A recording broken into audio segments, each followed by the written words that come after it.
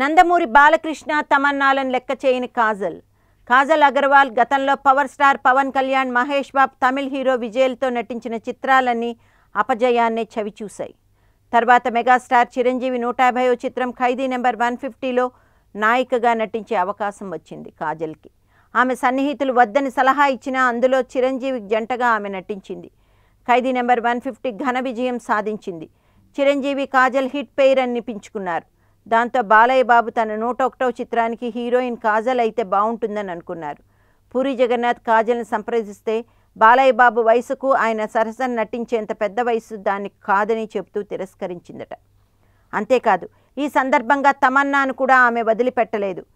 కారణం, తమన్నా ఈ మధ్య అంది, నాకు పారితోషికం ఆకర్షణీయంగా ఉంటే చాలు, ఎవరి పక్కనైనా వేషం చిన్నదైనా ఆఖరికి ఐటమ్ సాంగ్స్ అయినా చేస్తానని.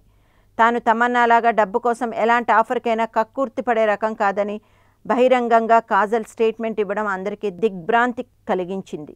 దాంతో పూరి జగన్నాథ్ ప్రధాన హీరోయిన్ పాత్ర కోసం కొందరు బాలీవుడ్ తారలను పరిశీలిస్తున్నారు. ఈ చిత్రంలో 3 హీరోయిన్లు ఉంటారు. అందువల్ల కొత్త వారిని కూడా అన్వేషిస్తున్నారు అని ఇండస్ట్రీ టాక్.